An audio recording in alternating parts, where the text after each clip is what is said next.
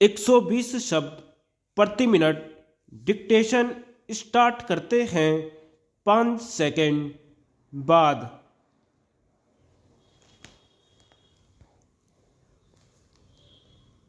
महोदय, हमारे समाज में जहां धनी लोगों के मुकाबले गरीबों की संख्या कहीं अधिक है, एकाधिकार का विरोध स्वाभाविक है। हमारे देश के लोगों के मन में आम तौर पर यह धारणा है कि औद्योगिक उत्पादन का लाभ केवल थोड़े से लोगों को मिला है।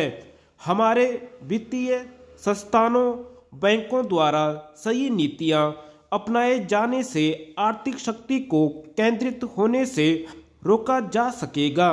यह बात युक्तिसंगत लगती है कि छोटे मालिकों की अपेक्षा बड़े बड़े उद्योग समूह अपनी परियोजनाओं के लिए आवश्यक पूंजी का अधिकतर भाग स्वयं जुटाएं। यद्यपि विकास की दर बड़ी महत्वपूर्ण चीज है, लेकिन इसी के आधार पर विकास को आंकना ठीक नहीं होगा, बल्कि यह देखना होगा कि राष्ट्रीय उत्पादन का क्या स्वरूप है और विकास से किस प्रकार की शक्तियां पैदा हुईं। आम लोग सरकारी नीतियों के प्रति अपने पूर्वाग्रहों के अनुसार रुख अपनाते हैं। एक ही पार्टी में कई विचारों वाले लोग होते हैं। आपने कई बार कहा है कि योजना का आकार बहुत बड़ा है।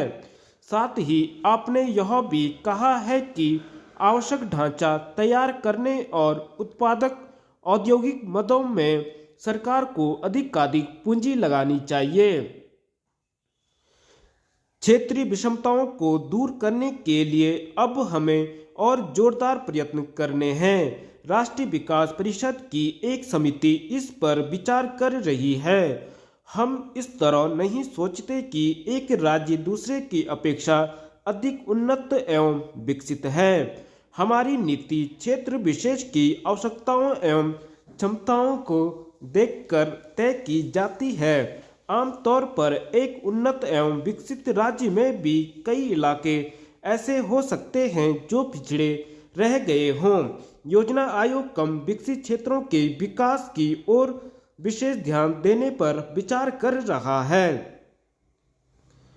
महोदय, आपने विदेशी पूंजी विनियोग एवं सहयोग का जिक्र किया है।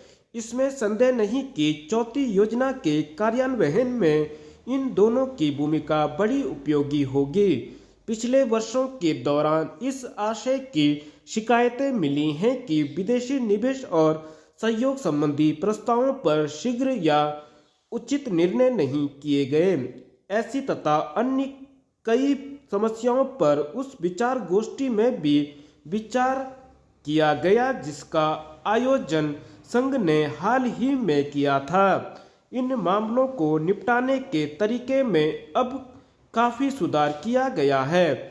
मुझे विश्वास और आशा है कि ऐसे मामलों को निपटाने में अब देरी नहीं लगा करेगी। महोदय, उद्योग में प्रौद्योगिकी का बड़ा महत्व है और कई क्षेत्रों में तो इसका उपयोग अपरिहार्य है। उद्योग ने कई बार यह शिकायत की है कि देश में विकसित ज्ञान या जानकारी का उपयोग अभी करना संभव नहीं है, क्योंकि अभी तक इनका विकास इतना नहीं हुआ कि उत्पादन विधियों में उन्हें उपयोग किया जा सके। हमारी राष्ट्रीय प्रयोगशालाएं इस कमी को यथासंभव शीघ्र दूर करने के लिए प्रयत्नरत हैं। इसके साथ साथ उद्योगों को भी विदेशी जानकारी के आयात की बजाय, जिसमें कोई प्रयत्न नहीं करना पड़ता है, देश में उपलब्ध जानकारी का पूरा उपयोग करने का प्रयत्न करना चाहिए। दरअसल राष्ट्रीय शोध संस्थानों में हो रहे कार्य के अलावा हमारे कारखानों में भी काफी शोध कार्य किया जा सकता है। प्रौद्योगिकी विकास पर उद्योगों को अधिकाधिक धन लगाना चाहिए। यदि हमें विदेशी जानकारी का आयात करना ही पड़े तो हमें इस बात का ध्यान रखना चाहिए कि इस पर कम से कम धन खर्च किया जाए।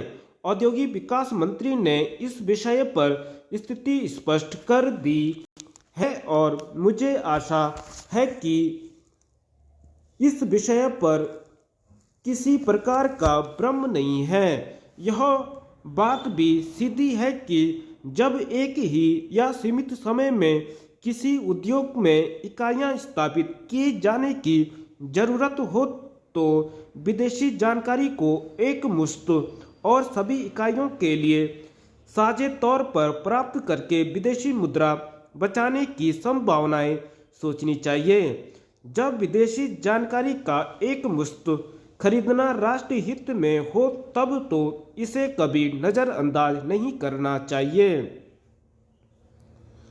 जहां तक देरी का प्रश्न है, मुझे लगता है कि उद्योगों के कर्णधार विभिन्न मंचों से इसकी बरतसना कराने पर अधिक धन एवं शक्ति का व्यय करते हैं, परंतु देरी का केवल यही कारण नहीं कि कोई किसी विषय पर निर्णय लेना नहीं चाहता या उसे रद्दी की टोकरी में डाल देना चाहता है। कई बार इस देरी के कई अन्य कारण होते हैं। मैंने पहले इस मामले के सामाजिक एवं राजनीतिक पहलुओं का जिक्र किया है। हो सकता है कई बार कोई आर्थिक समाधान बहुत अच्छा दिखाई देता हो, परंतु उससे देश लंबे समय तक कठिनाई में पड़ सकता है। इतना ही नहीं, ऐसे निर्णय से देश में स्वतंत्र चिंतन पर आंच भी आ सकती है। ये चीजें आर्थिक समस्याओं के हल की अपेक्षा स्वतः कम महत्व की नहीं होती। धन्यवाद।